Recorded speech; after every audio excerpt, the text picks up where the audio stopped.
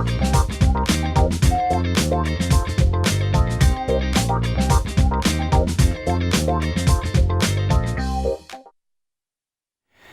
саламаттыгыңызды ойлогон Ден соолук программасы Илим жана билим каналында. Аны мен Сейит Амираев алып барам. Ардактуу телекөрүүчүлөр, бүгүн биз көпчүлүктүн суроосу боюнча аз кандуулук оорусуна кайрылдык. Эгерде дал ушул тема боюнча сиздерде кандайдыр бир суроолор жаралса, сөзсүз түрдө байланышка чыксаңыздар болот. Байланышчу телефондор 032 код аркылуу 72155 жана ошондой эле 0508 87 88 97 номери. Сиздердин сурооңуздарга жооп берүү үчүн атайын студиябызга адистер келген, анда мен сиздерге тааныштырсам. Ибадат Сулайманова, Ош областаралык бириккен клиникалык ооруканасынын гематология бөлүмүнүн дарыгери, Кыргыз Республикасынын эмгек сиңирген дарыгери, дал ушул түштүк регионунда гематология бөлүмүн түптөгөн тажрыйбалуу дарыгер эжекебиз. Жана ошондой эле кийинки конокторубуз, бул Кыргызстанга келген өзгөчө конокторубуз бар. Бавани Синг дарыгер, эл аралык консультант, онкологиялык оорулар боюнча алектенип көптөгөн бейтаптарга жардам берип келет. Кийинки коногубуз болсо Бурул Тажибаева, дарыгер кардиолог, жана ошондой эле Динара Колдошева, Air Media Кыргызстан компаниясынын жетекчиси, ушу медициналык туризм боюнча алектенип келет. Саламатсыздарбы? Студиябызга кош келипсиздер. Эң алгачкы суроо сизге, Ибадат атайым, аз кандуулук оорусу боюнча айтып берсеңиз. Аз кандуулуктун өзү түрлөрү көп. Анан негизинен бул дүйнөдө дагы, биздин Кыргызстанда дагы ошол аз кандуулуктардын негизги бөлүгү бул темирдин жетишпегендигинен болгон аз кандуулук эсептелинет. Бул 70%-де көп, аз кандуулуктун 70%-нен көбүн ошол түзөт да. Андан тышкары витамин B12, анын жетишпегендигинен бар, фолиевый кислотанын жетишпегендигинен, жана да башка витаминдердин жетишпегендигинен аз кандуулуктар болот. Кандын эрип кеткен түрү болот. Ошондон келген аз кандуулуктар. Андан тышкары аз кандуулуктар башка оорулардан улам бул ошонун кабылбоосунан болгон аз кандуулуктар бар. Геметтин өзүнүн оорусунан, бул кан иштеп чыгара турган кандын фабрикасы десек болот, ошондун кан жакшы иштеп чыкпагандыктан болгон кандын аздыгы, аптосисканемия деген да бар да. Эми бул жерде кан аз кандуулуктан бул элди кызыктырган маселе бул темирдин жетишпегендигинен болгон аз кандуулук. Көпчүлүк элдин арасында көпчүлүктү түзгөн үчүн ушул маселеге токтолсок. Анан аз кандуулуктун бул аны айтардан мурун мен темирдин организмдеги ролу жөнүндө 1-2 сөз айта кетсем. Темир бул кандай кызмат аткарат, Кандай кызмат аткара тургандыгын. Темир гемоглобиндин составында болуп, бул кислородду ташыйт организмге. Андан тышкары бул организмди кан аркылуу барып азыктандырууда көп органдардын питание азыктандыруу ролу бар да. Анан эгер темир жетишпесе, бул ошо органдар кургап, анан трофикалык эмесе дейт, дистрофические изменения деп коебуз. Аны бул азыктануу бузулат, кургайт, тери кургайт, чач түшөт, тырнактар сынат. Андан тышкары дагы бүт ошондой эле өзгөрүштөр бүт органдарда болушу мүмкүн. Жакшы. Андан тышкары темир бул организмде булчуңдун тонусун кармап турат. Эмне үчүн ушул тонустун начарлап калса, кан аз аялдар төрөт учурунда жатындагы булчуңга кирет. Анан баланын орду түшкөндөн кийин ошол жерде жатын жыйрылбастан, анткени тонус начар болгондуктан, анан тонустун жоктугунан болгон кровотечениеде бул эненин өлүмүнүн себептеринин бирин ушул түзөт да. Андан тышкары темир эмеде фагоцитоз деп коебуз, ошол эме менен микробтор менен күрөшүү процессинде 3-стадиясында катышат. ошол 3-чү стадияда темирдин жетишсиздигинен 3-чү стадиясы болбой калат да. Ошон үчүн бул оорулар тез ооруга чалдыгат. Жакшы. Кийинки суроого өтө берсек, негизинен ушул аскандуулуктун себептерине токтолуп кетсеңиз, эмне себептен бүгүнкү күндө дагы мисалы коомчулукта биз эле эмес, Кыргызстан эмес, дүйнө элдери дагы ушул аскандуулукка көп чалдыгат экен да? Аскандуулуктун мына азыркы 2 миллиардтан көп адам дүйнөдө аскандуулук менен жабыркайт дегенде, бизде Кыргызстанда мындай союз таркагандан кийинки мезгилде ушул маселе менен биз эметкенбиз, алектенгенбиз. Ошондо 78%ке чейин болчу. Кыргызстандагы мындай аялдар арасында, төрөт курагындагы аялдар арасында, анан бул жаш балдардын арасында абдан көп. Анткени мунун эң негизги себеби, биринчи, мен ушул баягы канчалык көп кездешкенине караш ошо боюнча караганда, эң биринчи мен биздин өлкөдө ушул вопросту, маселени биринчи коет элем да. Баягы боюнда бар аялга, боюнда болордун алдында аял ден соолугу мындай чың, ден соолугу эме болгон аял беременностька барыш керек да. Анан бизде баягы мен өзүмдүн практикамда ушул 3-чү же 4-чү муундагы аялдарды дарылап келатам. Ушу каназдык. Анткени бул жерде балага боюнда бар мезгилде, анан эмизип жүргөн учурда, бул почти бир 2,5 жашка чейин эмизсе, бир 10 ай боюнда алып жүргөндө, бул бала бүт эмени азыктануусу эненин организминен болот. Бул стройматериал деп коем мен обычно. Ошону бала өсүп аткан бала энеге караганда дагы 5 эсе көп талап кылат ошол заттарды. Анан балдардын аралыгындагы интергенетический интервал деп коебуз, ошол аралыгы каны нормальный болгон аялдарга вот эмеден 4,5 жаш, 5 жаш болуш керек да, 4,5 жыл. Анын ортосунда организм ошо балага берген эмени ордуна калпта кайра алыш керек. Анан каны аз аялдар, ал мына бу эмизип бүткөндөн кийинки жолку боюна болушунун ортосунда абдан аз убакыт калат. Алардын канынан да көп болуш керек, интергенетикалык интервалда. Анан бизде аялдар көбүнчө ашып барса, бир жылда 2 жолу төрөгөндөр да бар. Ооба. Андан кийин эмеде 1,5 жаш, 1,5 жыл, 2,5 жыл, 3 жыл ушундай эмеде. Конечно, мындай учурда баягы эменин кандын запастары бүт түгөнөт да. Анан кандын запасы түгөнгөндөн кийин анан гемоглобин түшө баштайт. Анан балага дагы ошо кан аздык бул эме эмес, насиет мындай тубаса оору эмес, тукум кубуй турган оору эмес. Баягы жөнөкөй эле бул баягы эненин запасы аз болуп, балага аз берилет да. Мунун өзү муну күрөш үчүн эң биринчи ошо элдерге темирдин жетишсиздигинин, темирдин ролун, темирдин жетишсиздигинен болгон аскандуулук кандай болот, эмнелерден келип чыгат, анан ошон менен кандай алдын алыш керек.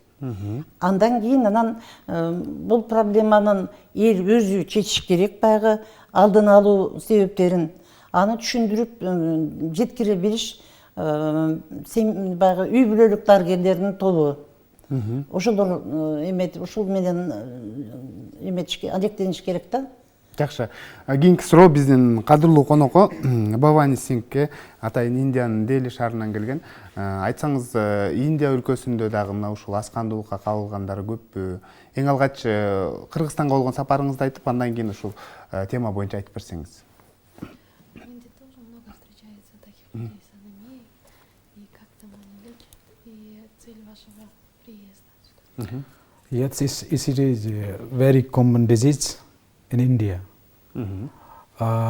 Obviously, in village part of rural parts, there is a lot of anemic patient, a lot of female during pregnancy.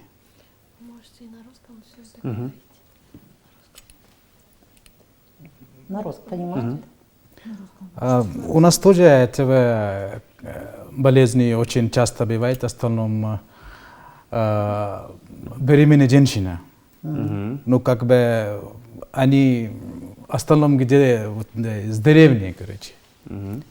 Они городские, в основном с деревни, короче. Они не смотрят часто, чтобы надо ходить к гинекологу каждый месяц, 1-2 раза, чтобы да, там у вас все хорошо. Ну, как бы они часто забывают за работу или что так.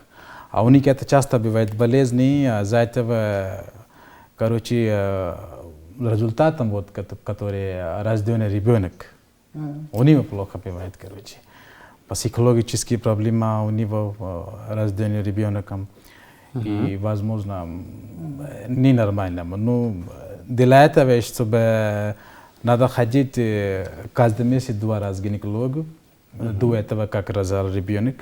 И надо проверять, чтобы сколько все крови, параметр, какой должен быть стандартом, таким должен быть. Если женщина прямо все узнает, чтобы, да, например, 7 месяцев, 8 месяцев или 6 месяцев уже беременная, она узнает, чтобы, да, у тебя анемия. Это возможно вылечиться, но не в такой форме, чтобы у него гемоглобин где-то 70, но возможно, если как рожает ребенок, если лечится, это получается как 110 или 100 гемоглобин. Ну, это как рожает ребенок более-менее нормальным результатом. Но у нас часто это большая проблема. Жақсы. Мен ушул Кошумчалап кетсеңиз, Кодоктун айтканы оюнча бизде себептер менен булардын себептери бирдей экен да. Бул баягы аскандуулуктун бизде биринчи орунда ошол интергенетикалык интервалды сактабай тез төрөгөндөр.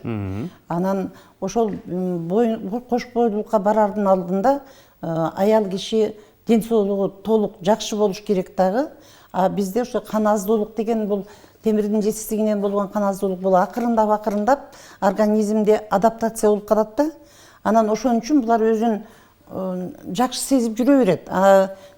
Чындыгында гемоглобин төмөн болуп, жанагы мен айткан себептер болот дагы. Эгер ошол аял андан ары бир ооруга чалдырса, тез мындай белки башка каны нормальный аялдарга караганда акыбалы тез эле оор болуп калат. Же травма болсо, же хирургиялык операция болсо, кровотечение берет. Андан тышкары балага баягы кашыкта эмне болсо, казанда эмне болсо кашыкка ошол чыгат дейт да. Анан булардан мындай группа риска деп коет, алдын ала ден соолугу начар балдар төрөлөт. Андан тышкары мына эмеге канга керектүү заттардын жетишсиздиги тубаса ооруларга да алып келет. Ошон үчүн буларды аялдарды боюнда болгонго чейин дарылаш керек, аларга түшүндүрүш керек. Анан интергенетикалык интервалды сакташ керек. Если бир оорулары болсо дарылаш керек. Анан мен бул эл аралык консультанттар менен болгонмун. Райондорду бүт түштүк Кыргызстанды кыдырып, ошондо саплементация деген сөз бар. Ошол аялдарды боюнда бар мезгилде, нормальный аялдарды, каны нормальный болгон аялдарды, боюнда бар мезгилде балдарды, жаш балдарды кайсыл немеден, маселен 6 айдан 6 ай эмизгенден кийин эненин сүтүндө канга керектүү заттар азая баштайт да. Бул эми жаратылыш ошондой тургузулган, 6 айдан кийин баланын баягы жутунуу рефлекси пайда болот да. Ошондо уже тамак бере башташ керек. Анан ошондо энени да ошол учурда дарылаш керек. Ушу балага дефицит болуп калбасын. Кошумча тамак бере баштагандан Кошумча тамак берет, энеге дагы железо, жанагы башка кандын жетишсиз эмелерин бере башташ керек да. Жакшы. Жогоруда коногубуз мындай деди да, эми эгерде 70 боло турган болсо, дарылангандан кийин 110 менен дагы төрөсө, бул мындай жакшыраак деп айтып калышты да. Негизинен гемоглобин канча болуш керек? Канча болуш керек? Мисалы, аялдарда 120-130 грамм на литр. Ошондон кийин төрөсө, мисалы, аскандуулук менен оорубаган дени сак бала төрөлөт деп ишенсек болот, э? Бала мындай азыктан ошо эненин организминен алат да. Кан аркылуу, э? Да. Анан эми кан аз аял боюнда болсо, баланын бүт эмеси бузулат да, ден соолугу. Жакшы, бизге телегөрүүчүдөн да суроо келген. Саламатсыздарбы? Балам 4 жашта дейт, аскандуулук менен ооруп келет дейт. Дары дармегин беребиз, бирок каны көтөрүлбөй атат. Эмне кылышыбыз керек деген суроо калтырыптыр. Мен ойлоймун, ушул дары дармекти бергенде дагы туура бериш керек го деп ойлойм да. Себептен айрым бир азыктарды дагы тыюу салуу керекпи деген дагы суроо. Мен жана бир эле ошо көп интергенетикалык интервалды сактабай төрөгөлгөндөрдү айттым. Экинчи көбүрөөк неме себеп бул мына ар кандай оорулардын негизинде кан кетүү, аз-аздан бирок дайыма кетүүчү кан жоготуулар бул экинчи орунда. Үчүнчү орунда мен айтар элем, бизде маселен эмелер мите курттардын көптүгү, анан бизде болсо мына бул эмелер айтат, инфекционисттер, ушу гельминтологдор да, гельминтологдор ошо мите курттар боюнча иштеген врачтар, ошо 100% дейт бизде баягы гельминттердин бардыгы да 100% калып ошо ичек карын курттары, да. Булар маселен айта турган болсок, ошо канды соро турган курттар, мите курттар, аскариданын ургачысы эмеден бир тукум таштаганда 250 миңден ашык тукум таштайт. Анысы 14 күндө жанагы половозрелый возрастка жетет да. Анан ошондо булар өзү абдан соргок келет. Эмеде ичегиде баалуу заттардын баарын жейт. Андан тышкары бул ичегин тешип кан тамырга жетет дагы, өзүнүн присоскасы менен кан тамырдын стенкасынан күнү түнү ошо канды соро берет. Эми ошондо биз айтканда бир аскаридан элестетет. Аскариданын кандай көбөйгөнүн мен айттым го. Андан ошонун баарын ар бир секунд сайын, минут сайын, саат сайын, күн сайын, апта сайын, ай сайын, жыл сайын болгондо аябай көп кан сорулат да. Ошондон дагы бул особенно жаш балдардын арасында ушундай аскандуулук абдан көп. Мындай чоң кишилердин арасында да бар. Андан кийинки себеп бул ашказан ичеги, ошо сиңүү процесстери жүрүп турган ашказан ичегилердин оорусунан улам. Анан ашказан ичегилердин оорусунан кан кетүүлөр дагы бар. Аялдарда ушу айызы менен көп кан кеткендер, ар кандай гинекологиялык оорулардан кийин кан кетүүлөр да болот. Андан тышкаркы эми ич өткөн балдардагы абдан ушу канга керектүү заттардан эмелер көп кетет да, ошол дагы себеп болот. Жакшы, кийинки суроо. Саламатсыздарбы? 7 айлык балама дейт, кандай кан дары берсем жакшы деген суроо калтырыптыр. Демек, жогорудагы телекөрүүчүгө айтарыбыз, эгерде ошонун таасирин бербей атса, анда кошумча текшерүүлөрдөн өтүш керек. Ичек карын курттарына анализ тапшыруусу зарыл, э? Демек, үй бүлөлүк дарыгерге барып, анан изилдөөдөн өтүш керек дагы. Анан бул эми аскандуулукту жөн эле аскандуулукту дарылай бербестен, ар бир адамда анын себебин таап, себебин дарылабаса, бул эме баягы бочканын түбү тешик болсо канча суу куйсаң да толбойт да. Ошон үчүн биринчи себебин дагы, анан аскандуулуктун өзүн да дарылаш керек да. Жакшы, кийинки суроо Бабанисинке. Мисалы биз аскандуулук менен күн сайын ушинтип күрөшүп келебиз, дарыгерлер күрөшүп ар дайым профилактикалык иштерди жүргүзүп келет да. Индияда кандай аракеттерди көрүп келет дарыгерлер? В Кыргызстане мы каждый день боремся с этим заболеванием, для профилактики этого заболевания. В Индии какие меры для профилактики, какие меры предосторожности для этих заболеваний? У нас как раз узнаем, чтобы да, кого-то анемия. Сначала узнаем, какой причине, диагнозом, чтобы точно причину узнали и форму узнали, какой. Форму узнали, для этого лечения специально отдельно, вот это, например, мультивитамин и железный дает на декстрозной форме, и каждый месяц надо проверять, чтобы сколько эффект после лечения. Ну, остальном это у нас ребенок тоже как бы анемия проблема бывает большая. А когда женщина рожает, она анемия уже. У них проблема какая бывает, чтобы если они осторожно не смотрят, это повлияется по анапластический синдром или анапластический анемия. Плюс МДС, миелодиспластический синдром. Это очень страшно. Поэтому во время надо еще параметры крови проверять, Ну, лечение есть этому, это вообще не страшно, анемия. Хорошая диета держали бы, которые врач рекомендовали, еда, вот, например, овощи много надо, вот это красные мясо, в таких надо много кушать, рыба, они остальном как помогает анемиями. Жакшы, кийинки суроо телекөрүүчүдөн келиптир. Саламатсыздарбы? 13 жылдан бери дейт. 13 жашымдан бери ушул аскандуулуктан ооруп келемин дейт. Темирдин жетишсиздигинен дейт. Анан дарыгерге кайрылсам дейт, ферсинол жазат дейт. Ферсинолду 6 ай ичтейт. Бирок 6 ай ичкенде мен ашказаным ооруп көтөрө албай калдым дейт да.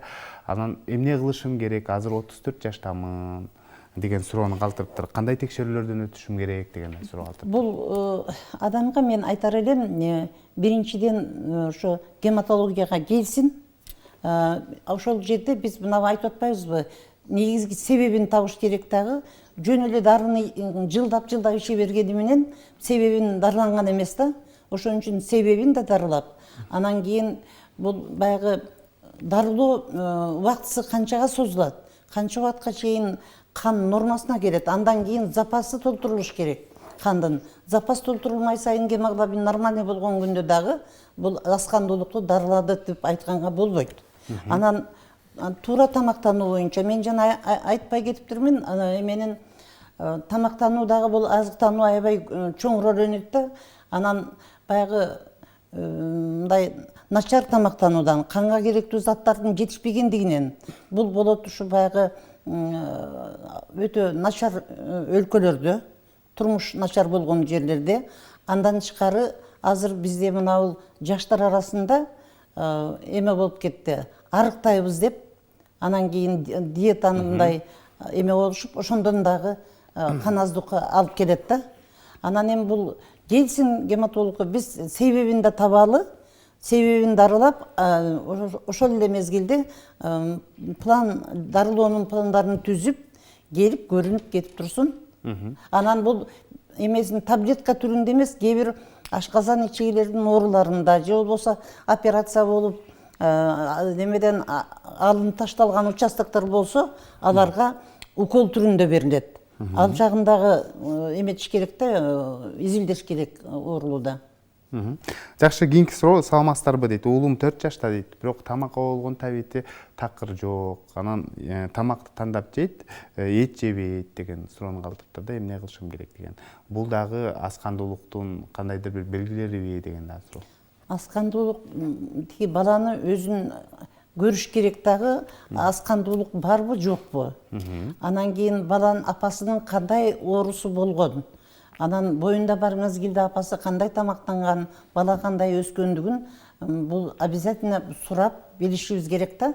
Анан кийин бул этти жебегендигинен улам эле мындай аскандуулук, этте көп болот эми темирдин эмеси, бирок ошону аскандуулук барбы, жокпу балада? Ошону текшериш керек. Анан балким башка себептери бардыр. Келсин гематологко, жардам беребиз. Кийинки суроо, саламатсыздарбы? Жаш балдарда гемоглобин саны канча болуш керек, гемоглобин деген суроону калтырыптыр да. 120, 130, эркектерге эме эркек кишилердики маселен 140-тан 150-ге чейинки, 160-ка чейин даже гемоглобин эркек кишилерге. Жакшы, биз мисалы аскандуулук, анемия оорусун мисалы оору катары эсептебейбиз да көпчүлүгүбүзчү. Анткени адаптация жүрөт да. Кош көңүл мамиле жасайбыз, бирок организмдин чың болушунда бул кан аздуулук эң чоң роль ойнойт экендигин эске албайбыз да. Кандай ооруларды чакырат, сиз азыр айтып бересиз. Ошол эле учурда мен кардиологко кайрылгым келип турат да. Жүрөк ооруларына да кабылышы мүмкүн да, аскандуулук. Микрофонду кармап сүйлөп берсеңиз болот. Так. Аскандуулук бул хроникалык оору деп дагы айтсак болот. Анан курч мүнөздө дагы аскандуулук болушу мүмкүн. Хроникалык мүнөздө болгон аскандуулукта жүрөк гана эмес, бардык органдар жабыр тартышы мүмкүн.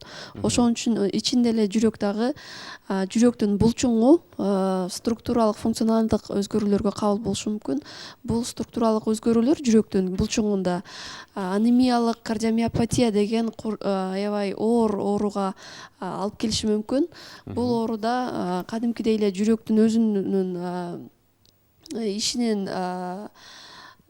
эмес ишинин кызматынын кызматынын төмөндөшүндөй эле ошондой төмөндөшү мүмкүн жүрөктүн оорусу эме иши кызматы төмөндөп адам тез чарчап бутунда ичиктер пайда болуп алсырап баягындай жумуштарды үй жумуштарын кадимки эле жумуштарды аткара албай калышы мүмкүн да ошондой ооруга дагы алып келиши мүмкүн анемия. Эң сейрек кездешүүчү ушул оору деп айта алам. Андан соң баягы жүрөктүн булчуңунун аз кандуулуктун айынан өзгөрүүлөр болсо гипертрофияга алып келиши мүмкүн. Ушул гипертрофия деген булчуң аябай чоңоюп, андан соң бул оору дагы кадимки эле жүрөктүн иштешин аябай төмөндөтөт да. Жакшы. Сиз кошумчаласаңыз болот. Мындан башка дагы мисалы жүрөккө башка дагы ооруларды аз кандуулук алып келиши толук ыктымал. Аз кандуулуктун бул органды азыктандырат. Бул кан аркылуу барат. Ошон үчүн бүт органдар аз кандуулуктан жабыркайт да. Бүт оорулар.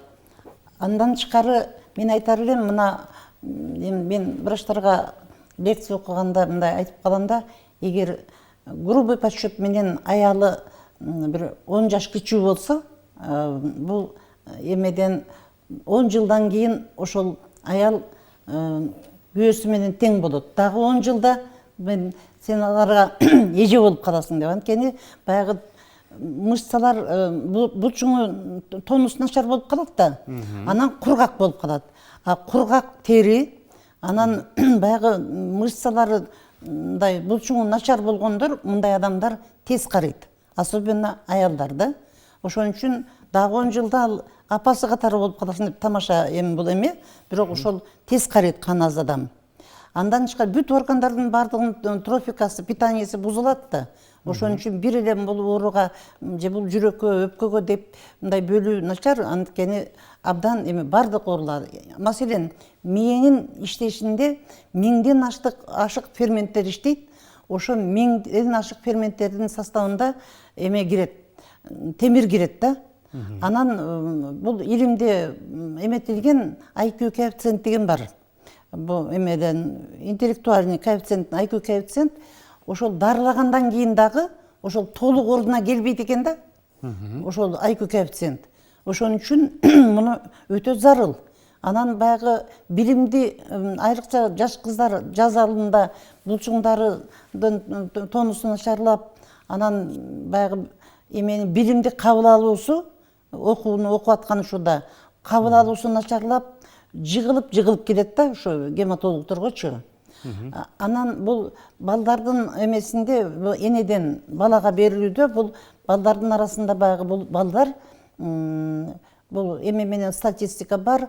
Бул 17-13%, ушу 13-төн 17-ге чейинки проценттеги балдар каны аз болуп төрөлгөн балдардын ошончо проценти баягы дарылап эметкенде ордуна келбей калат экен да.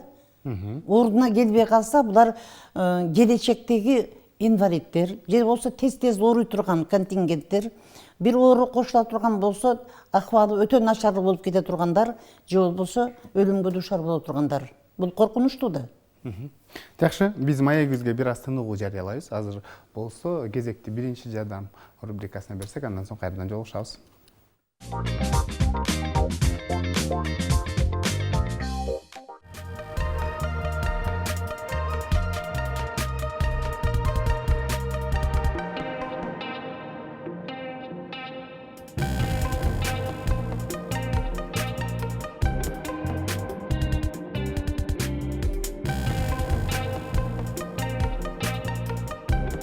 Күйүк бир канча түргө бөлүнөт. Бул термический күйүк болуп, токтон электр тогу тартканда күйүк, анан кийин химический болуп бир канча түрлөргө бөлүнөт.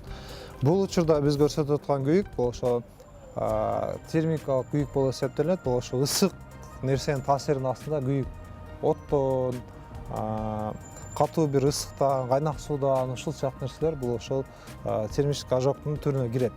Бул учурда жардам кандай? Жөн гана комнаталык температурада муздак суу менен жардам көрсөтүлөт. Ал үчүн кандай кылсаңыздар болот?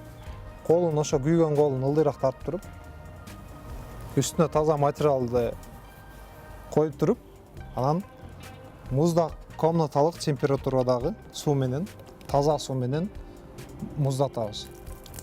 Куюп муздатабыз.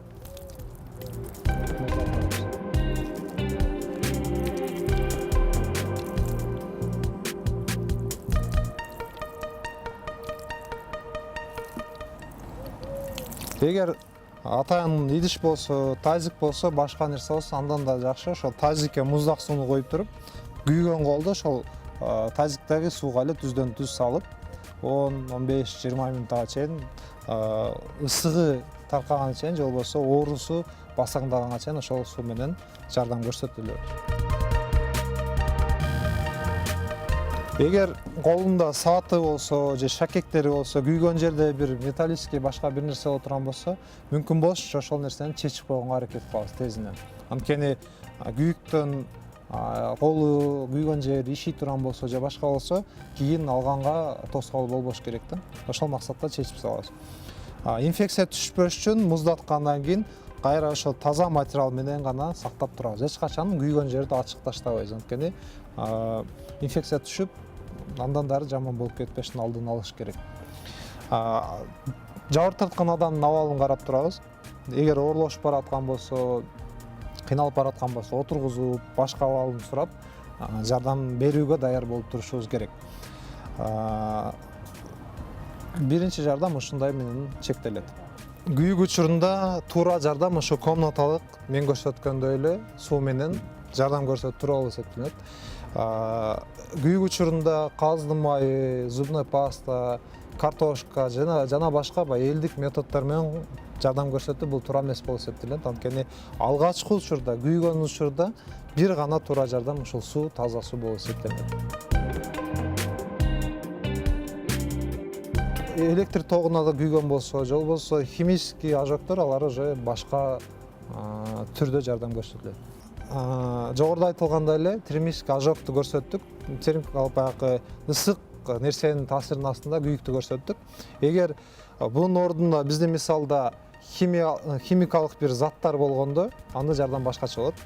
Химикалык заттар эки түрдө болот. Бул порошок түрүндө, анан кийин суюктук түрүндө же болбосо кислота түрүндө болуп бөлүнөт. Эгер ушул колдун гана мисалында көрсөтө берейин.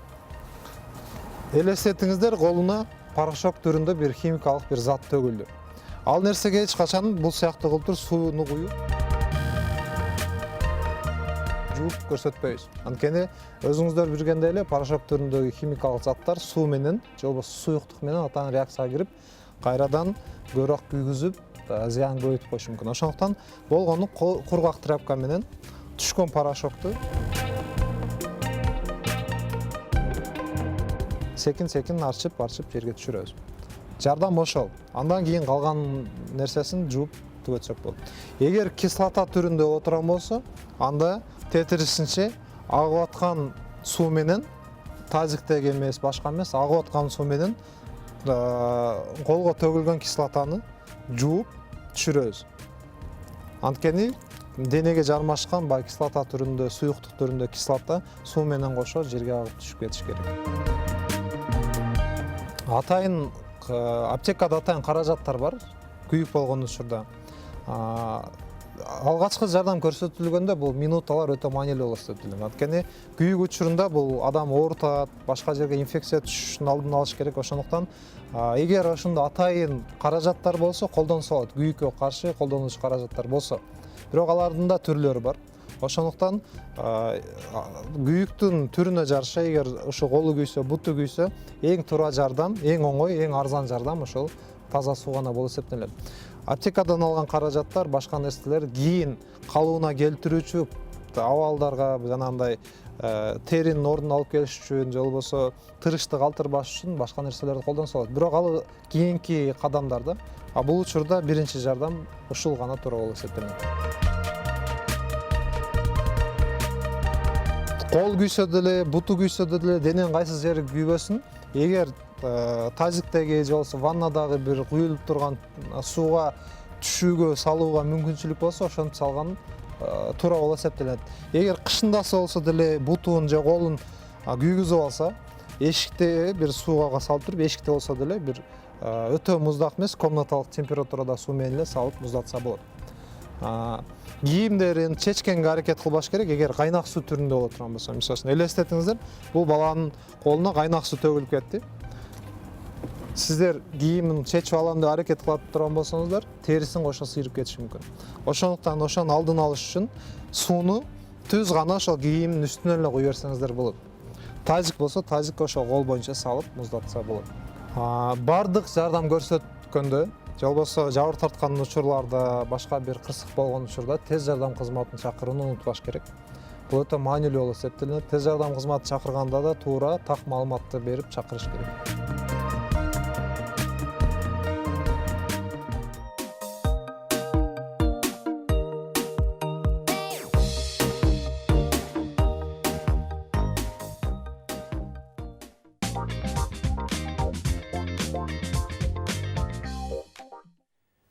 Сиздер ден соолук программасына ортоктош болуп жатасыздар. Бүгүн биз аскандуулук оорусу жөнүндө маектешип жаткан кербезбиз.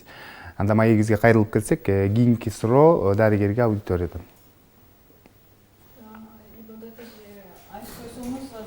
Лейкемия оорусу өтө курч маселе болуп атат бизде Кыргызстанда. Анан кайрылуулар көп болуп атат, консультация алганы көп кайрылып атат. Лейкемия боюнча, алдын алуу боюнча кандай иш-чаралар жүргүзүлүп атат азыр Кыргызстанда? Кыскача жооп берсеңиз. Биз Түштүк Кыргызстан 3 область биз тейлейбиз. Ошонун арасында жылдан жылга бул лейкемия көбөйүп кетип атат. Бизде гематологиялык борбордо ошо эмеден аккан оорулар менен негизинен химиотерапия жүргүзүлөт. Бул баягы илимдин акыркы эмеси боюнча караганда бул жерде пересадка костного мозга болуш керек.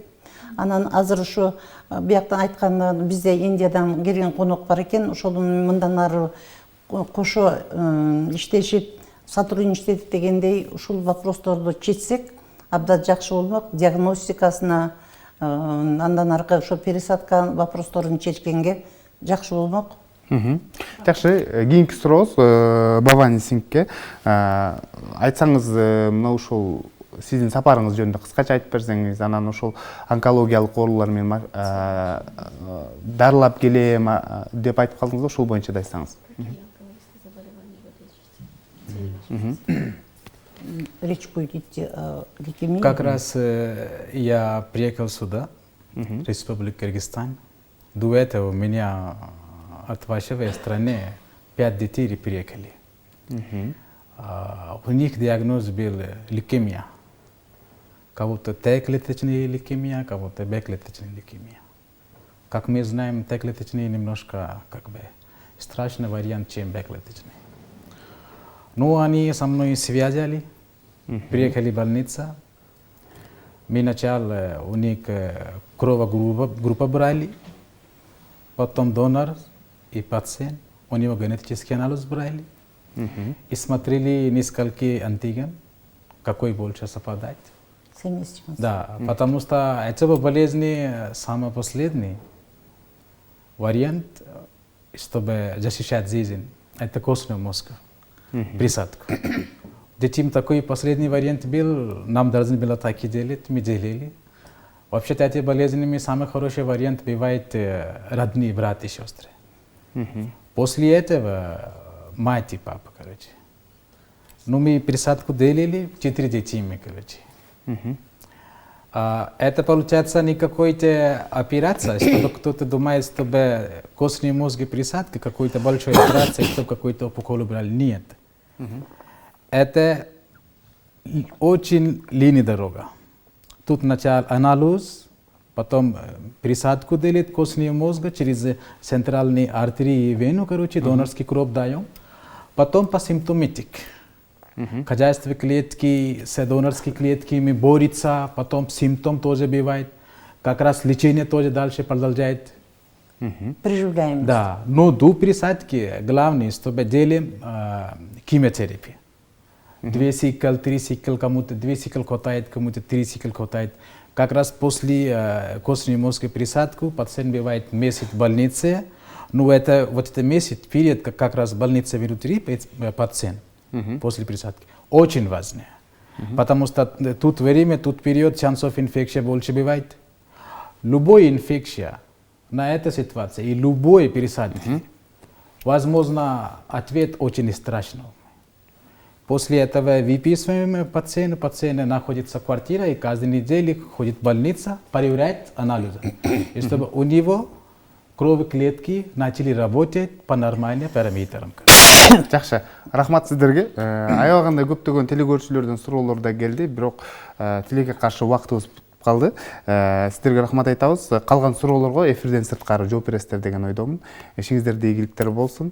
Дайыма элдин саламаттыгы үчүн күрөшүп, өзүңүздөрдүн күчүңүздөрдү арнап жүрө бериңиздер.